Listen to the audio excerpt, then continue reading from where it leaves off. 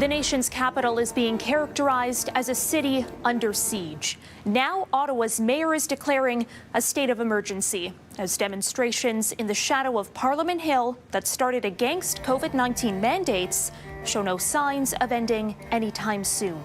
This is a nationwide insurrection. At a meeting of Ottawa's Police Services Board this weekend, the chief said his force is starting to buckle under the strain of what critics have called a lawless occupation. A police service under the Police Service Act was never created. The legislation supporting the Police Service Act was never contemplated. The oath of office that I and my officers swore were never intended to deal with a city under siege. Of course, we want police to reflect on the constitutional implications of intervening, but I think what we're talking about here has far exceeded, what's reasonable as far as a constitutionally protected assembly or right of expression. Emily Tammin is one of the lawyers arguing a class action lawsuit on behalf of downtown residents seeking massive damages and an injunction to stop this. Incessant horn honking. We expect to be able to show that this is actually an organized tactic to disrupt daily life for people in Ottawa as a means to exerting pressure on the government. While convoy organizers called for a short period of quiet on Sunday, some honking could still be heard.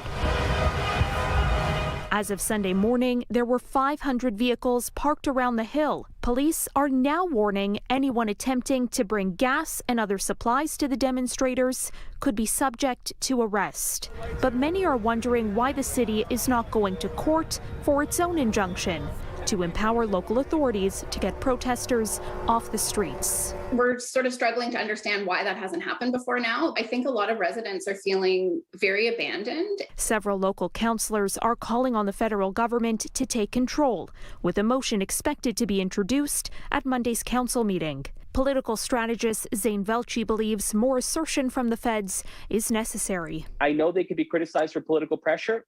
I think that's a risk they need to start taking as it relates to putting pressure on the city of Ottawa or providing other resources to get this done. For its part, the province of Ontario is dismissing concerns from Ottawa police with the clear message from the Solicitor General and Premier Doug Ford being police have been given everything they've asked for and they have the authority to act to deal with the situation themselves. Karen Ciolin, City News.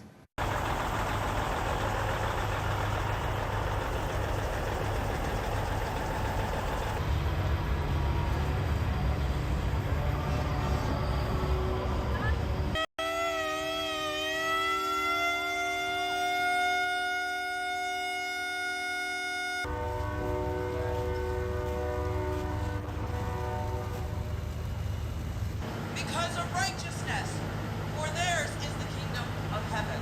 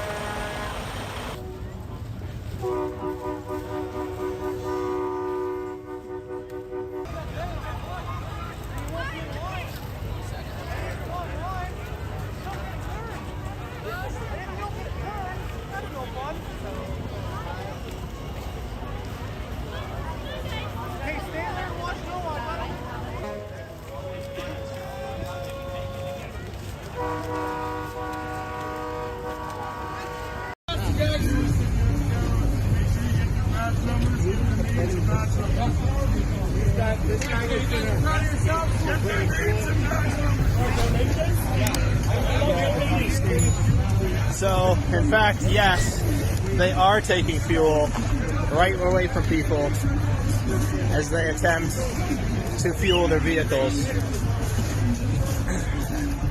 And people are surrounding the police, even though the police are actually being extremely calm and cool about kind of everything, except for they're taking fuel, I guess. But other than that, they're being pretty respectful to everyone, considering they just got surrounded in like 2 seconds.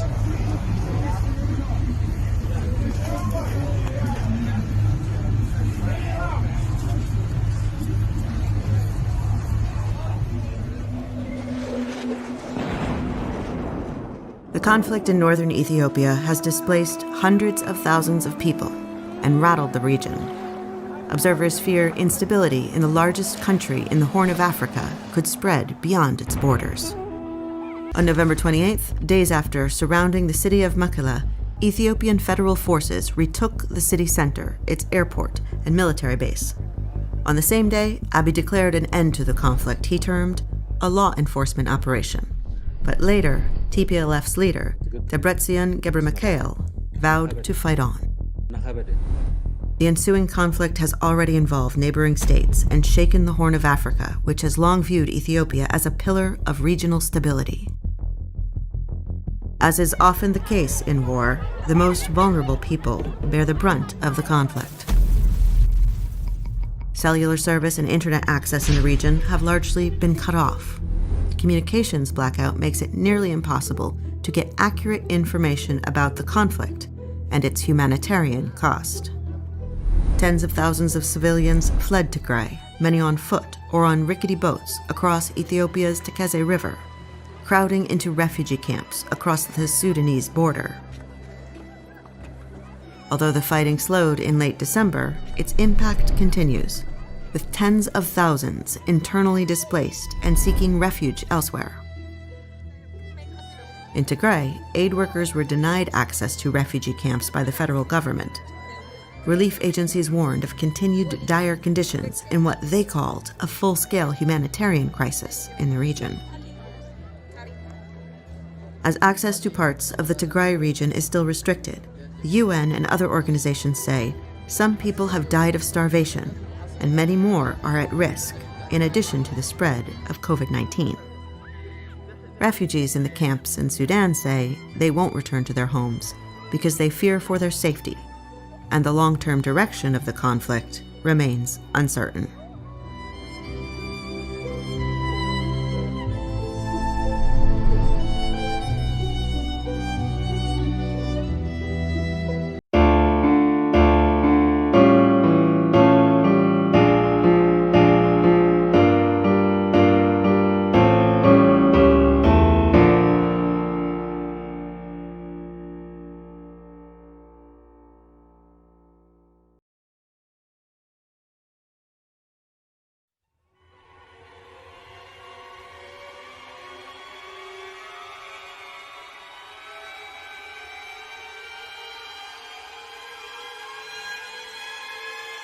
Yes or no question, Mr. Chair.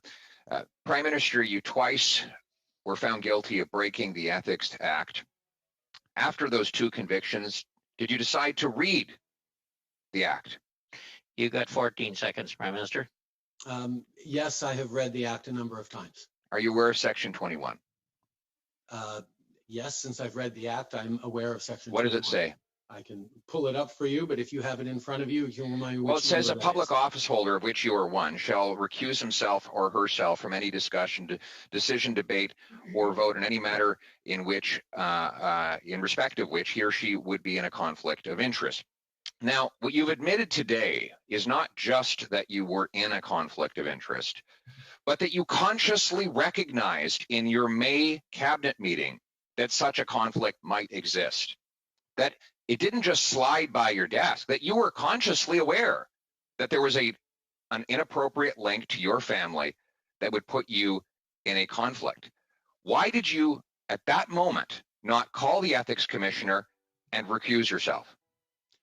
That is simply not true, Mr. Polyev.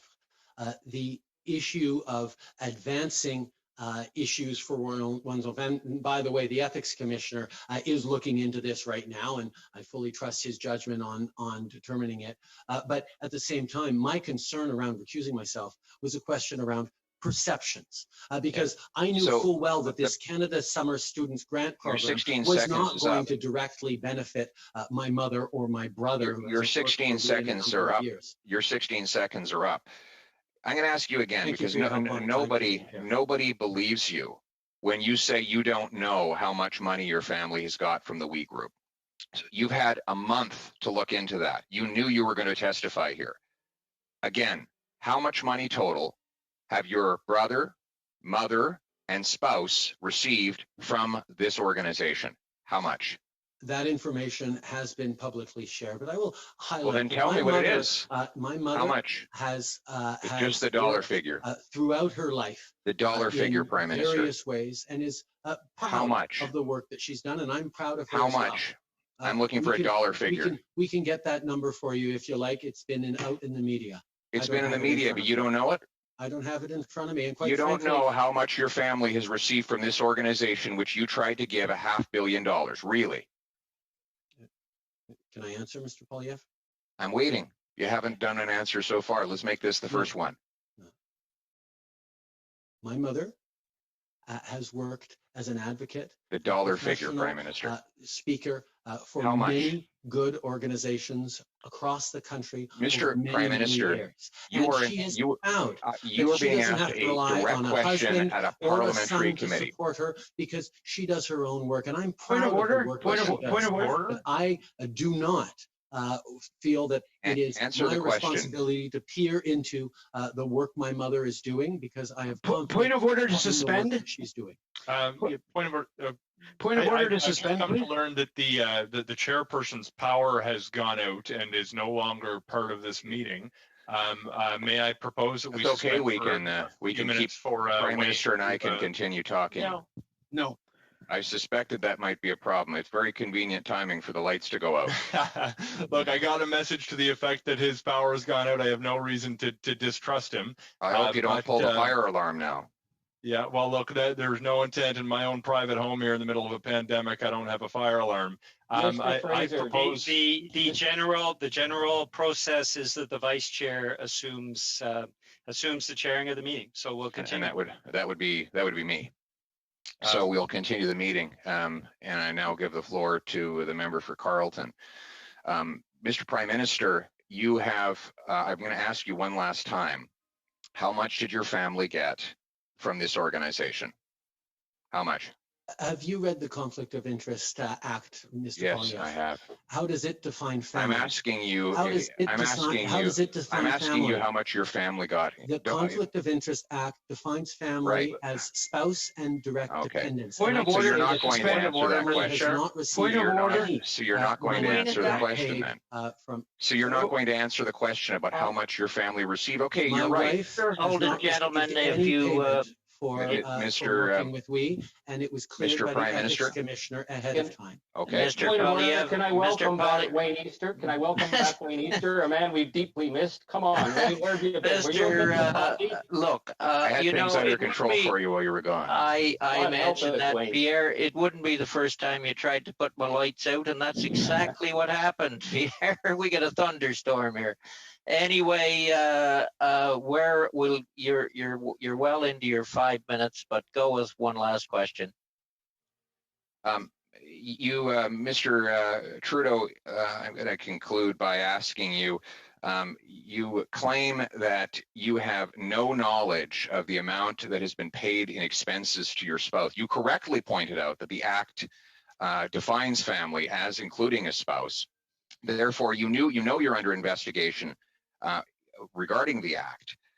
I'm going to ask you again, how much in total, and I'm looking for a dollar figure here, sir, how much did your spouse receive in reimbursed expenses or other benefits from this organization?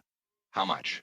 Your Mr. original Prime question, Mr. Polyev, was how much was my immediate family? I asked you a my different family question now. paid for, How much? the work Mr. with me? Polyev, the My Prime mother- Minister has the floor. My wife has never been paid since I was Prime Minister. Reimbursed by for we. expenses. Mr. How Polyev, much?